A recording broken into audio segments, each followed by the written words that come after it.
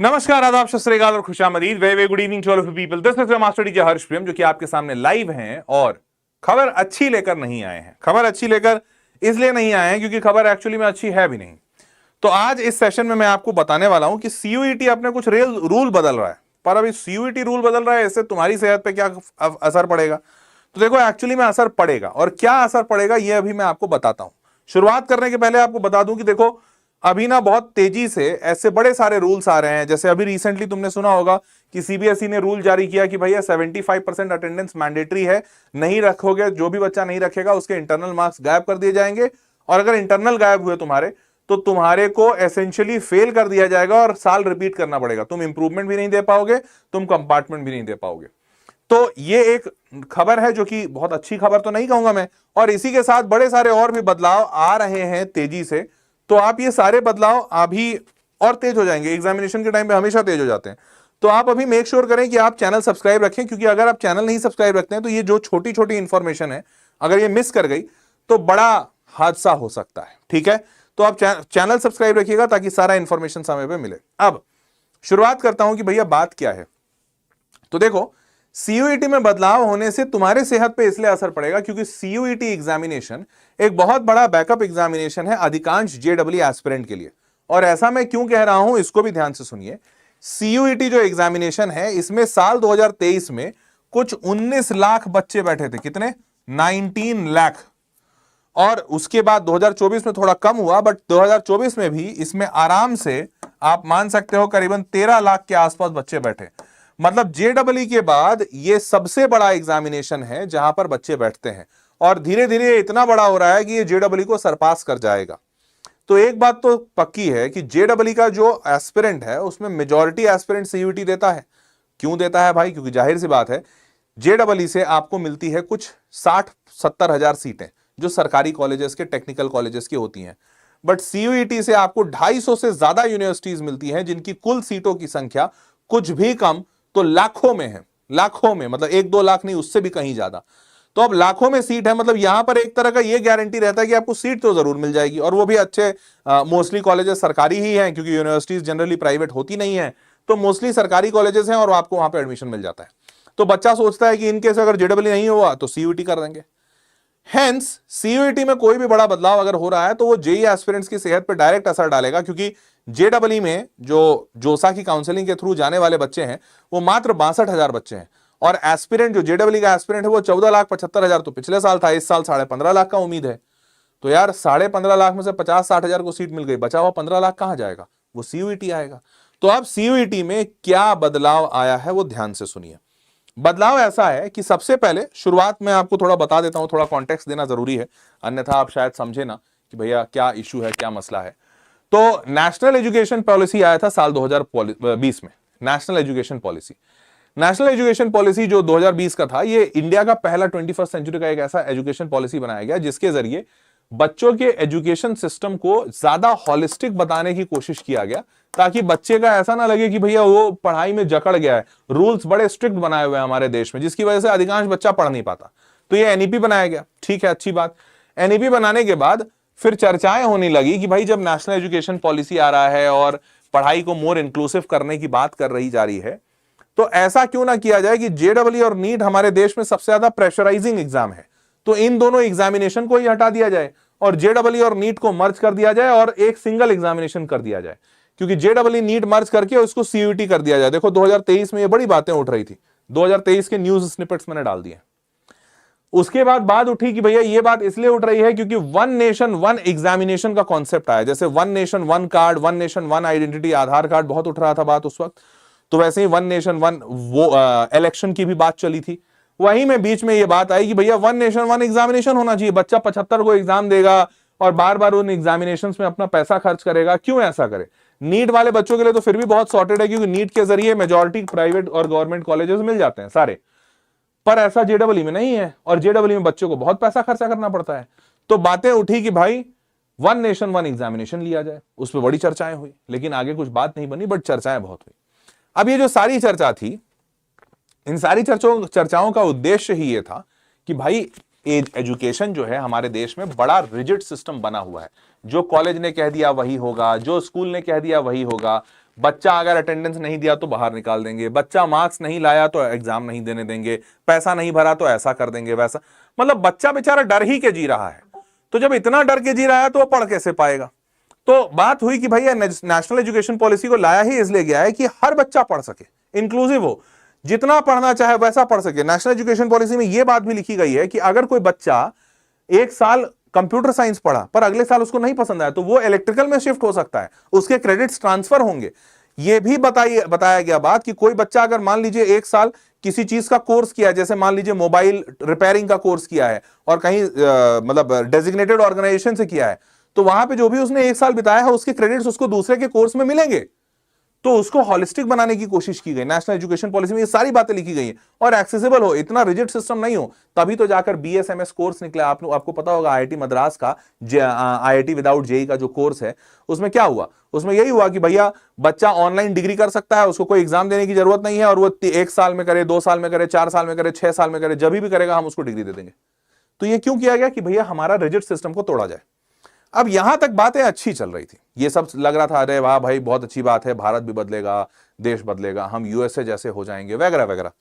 लेकिन उसके बाद 2025 में कुछ चीजें बदल गई। क्या बदली? बातें उठनी शुरू हुई।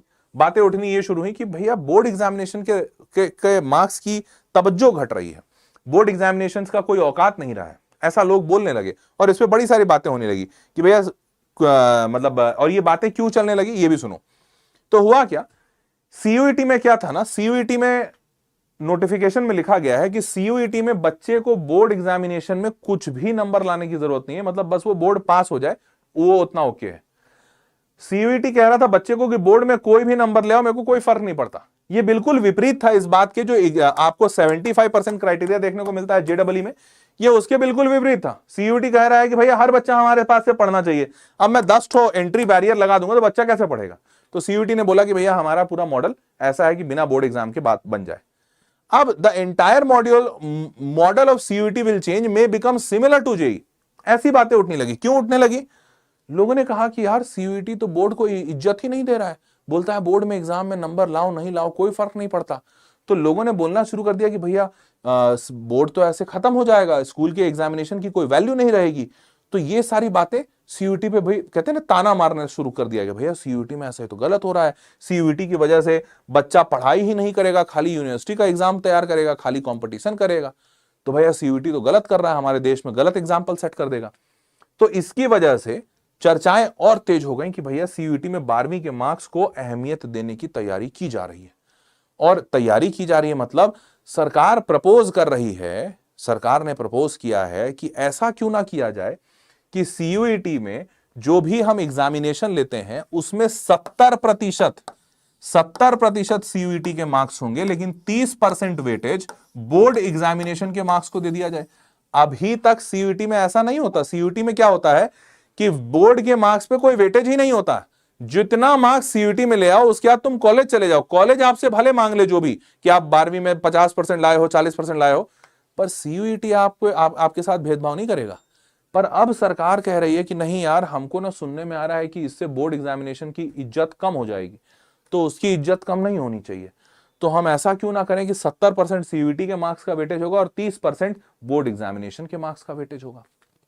अब ये जो report 70% weightage of CUET and 30% examination का, दिस कुड, अब ये लोग क्या कह रहे हैं कि इससे क्या होगा पता है, बच्चा ना बहुत ज्यादा पढ़ने लगेगा, वो ना बोर्ड एग्जामिनेशन पे ध्यान देने लगेगा, उससे ना उसका होलिस्टिक ग्रोथ होगा और बोर्ड एग्जामिनेशन की अहमियत बढ़ेगी। ऐसा नहीं होगा कि बच्चा सिर्फ एग्जाम के टाइम पे आके पढ़ेगा और पूरे साल पढ़ेगा। अब बतौर शिक्षक मैंने बस ये एक बात सोचा, ये मेरा पर्सनल आर्ग्यूमेंट है। एक बात बताओ यार, ऐसा होगा क्या कि मतलब CUET एग्जामिनेशन इतना हलवा होगा या JEE एग्जामिनेशन इतना हलवा कि बच्चा बस एग्जाम के टाइम आके पढ़ेगा और निकाल देगा एग्जाम, पूरा साल वो पढ़ेगा नहीं, अटखेली करेगा और आखिरी में CUET का एग्जाम आएगा और 14 लाख बच्चों में वो एकदम टॉप मार जाएगा? ऐसा कैसे हो सकता है? अरे आप ये बोल रहे हैं कि बोर्ड एग्जामिनेशन इसलिए आप जरूरी कर रहे हैं कि बच्चे को पूरा साल पढ़ाई करना है। भाई वो पूरा साल नहीं पढ़ेगा तो ऐसे भी उसका CUET नहीं निकलेगा। ये कौन सी बात हो गई कि बोर्ड एग्जामिनेशन का मार्क्स इंपॉर्टेंट कर दीजिए या उस पर वेटेज बढ़ा दीजिए तो बच्चा पूरा साल पढ़ेगा? अरे नहीं पढ़ने वाला कभी नहीं पढ़ेगा और पढ़ने वाला हमेशा पढ़ेगा। ये कौन बात हो गई? तो ये मेरे को पर्सनली लगा, जो इन्होंने पॉइंट्स लिखे हैं, मतलब ये बोर्ड ने ऐसे ऐसे पॉइंट्स दिए कि why is change in CUET exam pattern necessary, क्यों उनको लग रहा है नेसेसरी? उन्होंने बड़े सारे पॉइंट लिखे, decreasing reliance on coaching will reduce. अब कैसे डिक्रीजिंग रिलायंस कर दीजिएगा आप? मतलब ये तो वैसी वाली बात हुई ना कि मैं बोला कि यार तुम्हारा ना क्या कहते हैं चेहरा सुंदर नहीं है, सुंदर बनने के लिए कुछ करो, तो तुम बोल रहे हो कि हाँ सर चेहरा सुंदर नहीं है, सुंदर बनने के लिए मैं को कुछ करना पड़ेगा। तो मैं ऐसा करता हूं ना, मैं ना क्या कहते हैं रोज सुबह उठकर भगवान का पूजा करूंगा, मेरा चेहरा सुंदर हो जाए। अबे भगवान का पूजा और चेहरा सुंदरता में क्या मतलब? कोई कोरिलेशन ही नहीं है। तो अब कोचिंग पे रिलायंस कैसे हटा दीजिएगा? इनफैक्ट मेरे को तो लग रहा है उल्टा रिलायंस ज्यादा बढ़ जाएगा, क्योंकि अब बच्चे के ऊपर डबल प्रेशर है, बोर्ड एग्जामिनेशन भी दे रहा है, सीयूईटी भी दे रहा है, उसको ज्यादा डर लगेगा, वो ज्यादा कोचिंग की तरफ भागेगा। दूसरा पॉइंट, ये तो एकदम ही बोगस लग रहा है, students from rural and small towns will be benefited. कैसी बात कर दी है मिश्रा जी, कैसी बात कर दी? स्टूडेंट बेनिफिट होगा? तौबा तौबा, हमको लग रहा है आपका अपना ही कोचिंग है और आप अपना ही कोचिंग प्रमोट करना चाह रहे हैं, इसीलिए लग रहा है कि आप ऐसे ऐसे पॉइंट्स लिख कर दे रहे हैं, क्योंकि ये तो मेरे को कहीं से नहीं दिख रहा। गरीब बेचारा जो बच्चा है वो तो और पिस जाएगा। उसके बाद ग्रेटर ट्रांसपेरेंसी, ये इतना बड़ा मजाक किया, बताओ, बोलते हैं ग्रेटर ट्रांसपेरेंसी आएगा तरीके। तो अब ये सब और डिसएडवांटेज भी गिनवाया है, चलो छोड़ो, अब तो सब मजाक ही लग रहा है। तो अब मेरे को लग रहा है, तो अब इन्होंने क्या कहा है, सरकार को एक बात तो समझ में आ गई है कि भाई वो सीधा सीधा बात अगर कुछ कह देगी और इंप्लीमेंट रूल कर देगी, तो अभी एनटीए में जैसा बवाल हुआ था, जो नीट का पेपर हुआ था, तो एनटीए का जितना थूथू हुआ था, सरकार को एक बात तो समझ में आ गई, थूथू होगा हमारा। तो इस बार उन्होंने क्या किया, इन्होंने कहा कि अरे भाई हम डायरेक्ट रूल नहीं ला रहे हैं, हम आपसे विचार विमर्श करना चाहते हैं, आपका राय मशवरा चाहते हैं। तो an expert committee is currently gathering opinions and suggestions will be sought from all universities, education boards and student organisations. तो बच्चों से राय मशवरा करना चाह रहे हैं। अब देखो, मेरे को रियलिटी में नहीं पता है कि आपकी राय कितनी ली जाएगी, मेरी राय कितनी मानी जाएगी, बट बतौर शिक्षक मुझे तो यह बिल्कुल सही नहीं लग रहा है कि सीयूईटी, यार एक तो ऐसा एग्जाम छोड़ दो देश में जहां पर बोर्ड और क्या कहते हैं कंपटीशन फलाना ढिमकाना सबका प्रेशर बच्चे पे नहीं हो। अरे एक सीयूईटी बढ़िया सा एग्जाम है जहां बच्चे को यह उम्मीद रहती है कि यार मेरा एडमिशन कहीं ना कहीं तो हो जाएगा, आप उस एग्जाम को भी खराब कर रहे हो। आप वहां भी ला रहे हो कि अरे भैया 75% आना चाहिए, तो 80% आना चाहिए, 90%। तो यार ऐसा करो ना कि देखो, बड़ा सिंपल सा रूल है, आप ऐसा करो जेडब्ल्यू वगैरह सब हटा दो, पूरे देश से सारे कॉम्पिटेटिव एग्जाम हटा दो, कोचिंग खत्म हो जाएगी, मैं मानता हूं, और अच्छी बात है, होना चाहिए। आप ऐसा करो, अपने स्कूल की शिक्षा को इतना मजबूत कर दो, इतना मजबूत कर दो कि बच्चा स्कूल में सब सीख जाए, इंजीनियरिंग मेडिकल डॉक्टर सब सीख जाए, उसके बाद उसको सीधा मेडिकल कॉलेज मिले, सीधा इंजीनियरिंग कॉलेज मिले। कोई भी बच्चा अगर इंजीनियर बनना चाहता है तो ऐसा ना बोला जाए उसको कि तेरे लिए सीट नहीं है। आप स्कूल को इतना बढ़िया बनाओ, कोचिंग इंडस्ट्री की जरूरत नहीं पड़ेगी। लेकिन आप वो नहीं कर रहे हो ना, आप वो नहीं कर रहे हो। आप क्या कर रहे हो, नहीं हमको लगता है बोर्ड का एग्जाम भी जरूरी है, मिश्रा जी जरा लगाइए तो बोर्ड का एग्जाम भी लगाइए इस बच्चा का। अरे बच्चा है भाई, वो दिन रात मतलब बेचारे का होलिस्टिक डेवलपमेंट। हम लोग बोलते हैं खेलेगा इंडिया तभी तो बढ़ेगा इंडिया। अबे आप रगड़िएगा नहीं इंडिया को, तब तो इंडिया जाके खेलेगा। आप तो इतना रगड़ रहे हैं एग्जामिनेशन में, कहां से खेलेगा इंडिया? खेल ही नहीं पाएगा बेचारा इंडिया। तो आई डू पर्सनली फील कि ये गलत है, मतलब ये मेरा पर्सनल फीलिंग हो सकता है। देखो अभी तक मैं जनरली तथ्य ही बताता हूं, मैंने आपको सारे तथ्य बता दिए, मैं अपनी एक बस पर्सनल फीलिंग बता रहा हूं कि मेरे को लगता है गलत है। बाकी आपको क्या लगता है ये मैं हमेशा आपसे पूछता हूं और आपसे यही जानने की कोशिश है कि आपको क्या लगता है। तो अब आप एक चीज करिएगा, आपका ओपिनियन क्या है, क्या ये इंप्लीमेंट होना चाहिए, नहीं होना चाहिए, सही है, गलत है, उसके पीछे के कुछ और लॉजिक है, तथ्य हैं तो वो भी लिखिएगा। ये सारी बातें नीचे कमेंट्स में लिखिएगा, पहली बात। और दूसरा, ये अपने दोस्तों के साथ भी शेयर कीजिएगा ताकि वो लोग भी कमेंट्स में डालें। ये बातें जैसे जैसे आगे बढ़ेंगी, ये वीडियो जैसे जैसे आगे बढ़ेगा, कोई तो ऐसा होगा सरकारी ऑर्गेनाइजेशन वाला, स्टूडेंट ऑर्गेनाइजेशन वाला, जो इस वीडियो को देखेगा, जिसको समझ आएगा कि हाँ भैया ये टीचर भी इस बात से खुश नहीं है, और शायद अगर मेरी बात वो सुनेगा तो इस वीडियो का कमेंट बॉक्स भी खोलेगा, तो देखेगा कि बच्चों ने क्या भर भर के क्या क्या लिखा है, तो शायद किसी की आंखें खुले जो ऊपर सरकारी महकमे में बैठे हुए हैं, और वो समझें इस बात को कि भाई ये सल्यूशन नहीं है। बच्चों का जीवन अगर आपको आसान बनाना है तो आपको इंफ्रास्ट्रक्चर बढ़ाना पड़ेगा, आपको आईआईटीज की संख्या बढ़ानी पड़ेगी, आपको एनआईटीज की संख्या और वहां की एजुकेशन क्वालिटी बढ़ानी पड़ेगी। आईआईटी एनआईटी नहीं बढ़ा सकते हैं तो जो एग्जिस्टिंग हमारे देश में सरकारी कॉलेजेस हैं जिनकी हालत बद से बदतर हो गई है, उन सरकारी कॉलेजों को अच्छा करना पड़ेगा। आपको हमारे यहाँ के सिस्टम सही करने पड़ेंगे, ना कि बच्चों को ऐसा बोलिए अच्छा बेटा हम सोच रहे हैं तुम्हारा जिंदगी अच्छा नहीं है तो हम सोचते हैं तुम बोर्ड एग्जामिनेशन भी दे दो, सीयूईटी भी दे दो, और हम अगले बार से ना सीयूईटी और बोर्ड और जेई तीनों मैंडेटरी कर देंगे। ये क्या आपने उसका जीवन अच्छा बनाया? मजाक कर रहे हो हैं मिश्रा जी? तो hence I do personally feel this is not right and this is my personal feeling only. बाकी मैंने आपको सारे तथ्य बता दिए।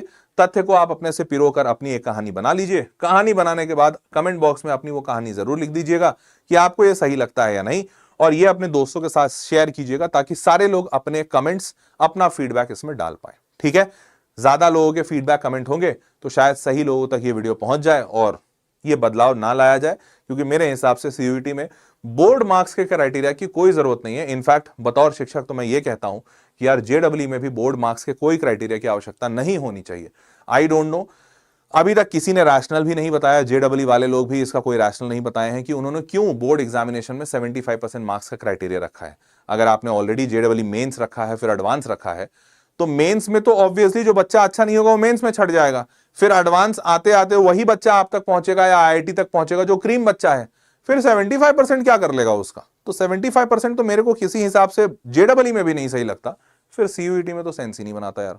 ठीक है, तो खैर एनीवेज चैनल सब्सक्राइब रखिएगा ताकि ऐसा जो भी अपडेट आएगा, जो कि आएगा ही आएगा, मेरे को पता है, ऐसे बहुत सारे अपडेट आते रहेंगे, वो मैं आपको समय दर समय बताता रहूंगा। आप उससे अपडेटेड रहें, इसके लिए चैनल सब्सक्राइब रखिएगा ताकि कुछ भी मिस ना करें। ठीक है, मिलते हैं अगले वीडियो में, तब तक के लिए take care, bye bye, good night.